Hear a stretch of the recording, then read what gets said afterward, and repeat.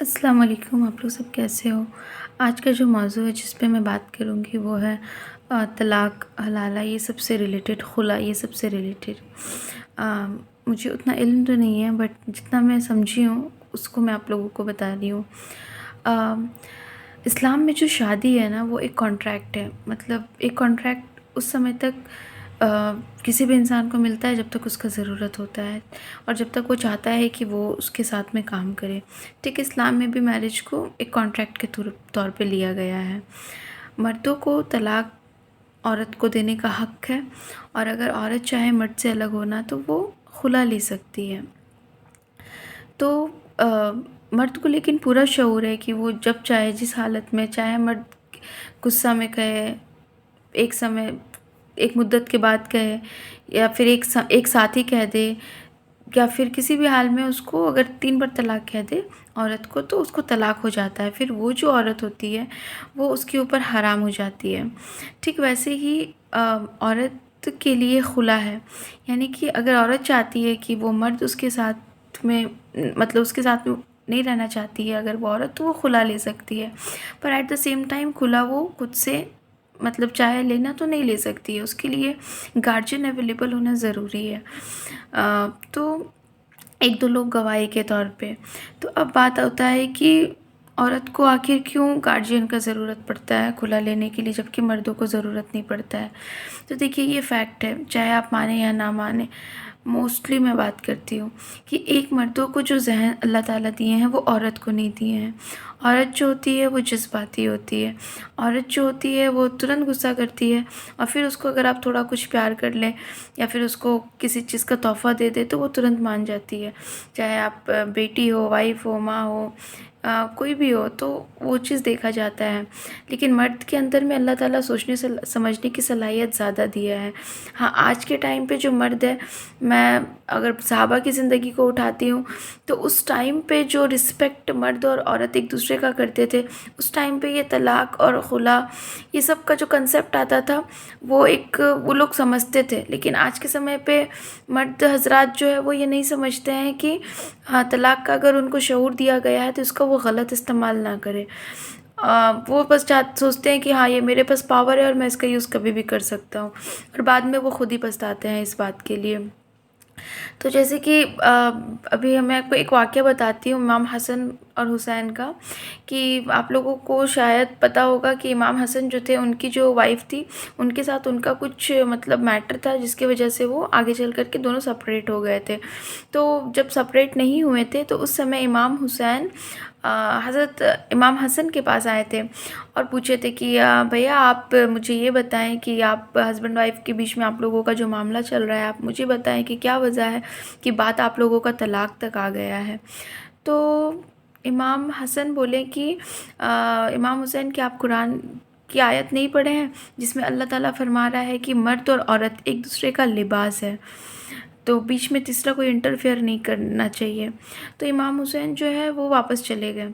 अब जब कुछ दिन गुज़रा और दोनों का तलाक हो गए तो वापस से इमाम हुसैन आए, और इमाम हुसैन आने के बाद में बताएं पता अगेन पूछे कि क्या बात है भाई, आप बता दें मुझे कि क्या वजह था आप लोगों का एक दूसरे से तलाक लेने का। तो इमाम हसन फरमाए कि क्या आपको कुरान का ये आयत नहीं पता है कि हम लोग कुरान में है कि गैर मरहम का बात नहीं करना चाहिए। तो इमाम हसन फिर से वापस चले गए। तो आप ये लेवल देख पा रहे हैं कि किस कदर कुरान और हदीस को उस समय के मतलब जो भी मोहम्मद सल्लल्लाहु अलैहि वसल्लम के नवासे सहाबा जो थे सब लोग कितना ज़्यादा समझते थे। तो ये चीज़ बिल्कुल सही है कि जो तलाक है वो जायज़ है, जो खुला है वो जायज़ है। बट ये चीज़ समझ ले कि अल्लाह के नज़दीक ये सब जायज़ कामों में सबसे निचला दर्जा रखता है। यानी कि अल्लाह ताला हदीस मतलब मोहम्मद सल्लल्लाहु अलैहि वसल्लम का हदीस है कि अगर कोई इंसान सब्र करे जो उसको मिला तो बेशक अल्लाह ताला उसके ऊपर फिर सिला रहमी करेगा। और फिर अगर कोई सोचता है कि नहीं मेरे साथ नहीं हो पाएगा तो उसके लिए बिल्कुल ऑप्शन है। पर अगेन पता है इसमें फिर कंसेप्ट आता है हलाला का, जो कि अभी रिसेंट में मेरे ही मतलब किसी दोस्त से बात हो रही थी इस टॉपिक पे। तो मैं उनको भी समझाई कि इसका क्या मतलब होता है, मेरा जितना इल्म है।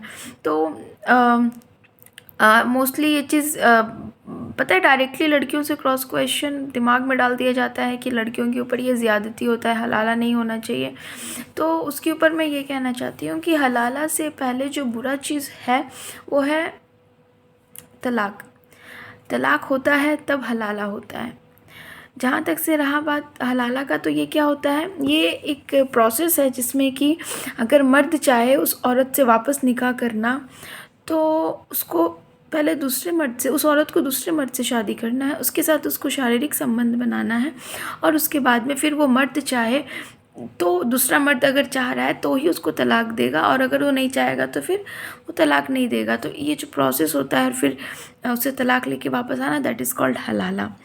तो सब सोचता है कि ये औरत पे ज़्यादती है, औरत पे ज़्यादती है। बिल्कुल भी ये औरत पे ज़्यादती है ऐसा सोचना पूरी तरह से सही नहीं है, इसलिए क्योंकि ये मर्द पे ज़्यादती है। मेरे मेरे मेरे हिसाब से मैं ये फ़ील करती हूँ।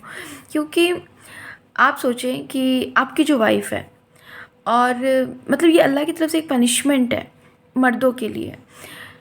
आप सोचिए कि आपकी वाइफ़ है, आपका उसके साथ निकाह हुआ, आप एक लंबा समय उसके साथ गुजारते हैं, फिर आपकी औलादें उससे होती है, और जो भी है, कोई भी इंसान दुनिया में इतना तो पाक नहीं है, इतना तो बुराई से पाक नहीं है, सबके अंदर कुछ ना कुछ बुराई है। तो उस तरह से जब एक लंबा समय गुजरता है, आप अपने गुस्सा से, अनजाने से, किसी भी मतलब वक्त में कोई टेंशन की वजह से आप उसको एक मुद्दत में तलाक दे देते हैं, और जैसे ही 3 तलाक होता है वो औरत आपके लिए हराम हो जाती है। तो आप सोचिए, मर्द हज़रात से मैं बोल रही हूँ, आपको कैसा फ़ील होता है कि अगर आपकी बीवी अगर किसी और के साथ में रहे तो, और ये प्रोसेस पूरा उसके साथ में हो तो बुरा लगेगा ना। तो ये जो हलाला है, ये औरत के लिए तो आजमाइश है ही, अगर उस अपने पहले मर्द से वो मोहब्बत करती है तो। लेकिन मर्द हज़रात के लिए ये ज़्यादा एक तरह से अल्लाह की तरफ से दिया गया पनिशमेंट है। जहाँ तक से रहा बात हलाला का, तो बहुत सारे केस होता है जिसमें कि औरत को ये करना पड़ता है क्योंकि वो मजबूरी भी होता है। जैसे कि अगर उसका पहला मर्द से उसका बच्चा है, और उसका बच्चा को किसी तरह से उसको मतलब सेहत की वजह से उसको उसी माँ का दूध चाहिए, तो वैसे सिचुएशन में ये प्रोसेस करना लाजमी हो जाता है। उस केस में कह सकते हैं कि औरत के ऊपर ये एक मतलब कि जुल्म होता है। लेकिन हर समय ये काम औरत को जुल्म कहना सही नहीं है, क्योंकि इस्लाम में एक औरत को आप ज़बरदस्ती निकाह नहीं करवा सकते। तो जाहिर सी बात है कि अगर वो औरत किसी से निकाह कर रही है तो उससे पहले उसका रज़ा पूछा जाएगा। तो इसलिए अब मतलब कि मर्द हज़रात से मैं मतलब स्पेशली गुजारिश करती हूँ कि अल्लाह की तरफ से ये जो हलाला का ये जो कंसेप्ट है, ये एक तरह से आप लोगों के ऊपर पनिशमेंट है। जो मर्द हज़रात इस चीज़ को नहीं गौर करते हैं और तुरंत तबाक से कह देते हैं, और फिर समझते भी नहीं है कि वो 3 तलाक मजाक में कहें, गुस्सा में कहें, या किसी भी हालत में कहें। अगर जब 3 तलाक हो जाता है तो फिर वो औरत उसके ऊपर हराम हो जाती है। तो आप लोगों के अंदर अल्लाह ताला ज़हन दिया है, औरत के अंदर में कम ज़हन है। आप लोगों के रिस्पेक्ट में आप लोग अपना ज़हन का इस्तेमाल करें। आप लोग ये गुनाह से मतलब ये जो सबसे निचला दर्जा है जायज़ काम का, उससे बचें।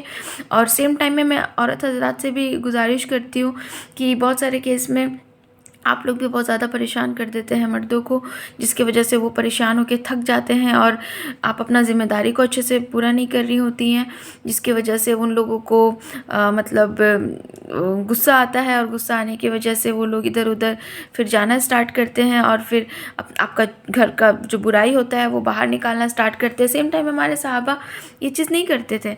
तो ये सब चीज़ औरत भी ध्यान दे और मर्द भी ध्यान दे, और फिर इंशाल्लाह जब औरत मर्द दोनों एक दूसरे के साथ में चलना चाहेंगे ना, तो उनका घर जन्नत होगा। उनकी जो औलादें होंगी ना, वो अपने माँ बाप का मोहब्बत, उनका रिस्पेक्ट देख करके वो फिर अच्छे रास्ते पे चलने का कोशिश करेंगी। वो फिर जब उनका रिश्ता और निकाह होगा तो वो फिर आगे का रिश्ता निभाने का कोशिश करेंगी। तो ये जो भी कंसेप्ट आता है ना, जिसकी वजह से मुस्लिम्स को स्पेशली टारगेट किया जाता है, बताया जाता है औरतों को, जो औरतें का तलाक हो जाता है, बेशक वो बहुत दुख की बात है, वो मर्द को इल्म नहीं होता है। तो अगेन मैं फिर से कहती हूँ कि इल्म एक ऐसा हथियार है कि अगर हर एक मुसलमान लेना स्टार्ट कर देना और समझना स्टार्ट कर देना, तो ऑटोमेटिकली ये होगा ना कि ये सब जो भी कंसेप्ट आया है ना, इसका कोई मिस इंटरप्रिटेशन नहीं करे, करेगा हमारा सामने में। और इस्लाम का हर एक छोटा से छोटा चीज़ जिसको इंसान सबसे बुरा कहता है ना, अगर उस चीज़ के भी ऊपर गौर करेगा ना तो उसको समझ में आएगा कि इसके पीछे कितनी बारीकी और कितनी गहराई है। मैं उम्मीद करती हूँ कि आप लोगों को थोड़ा समझ में तो आया होगा कि ये क्या चीज़ है। इंशाअल्लाह इस तरह से हम लोग और भी आगे बात करेंगे। अस्सलाम वालेकुम।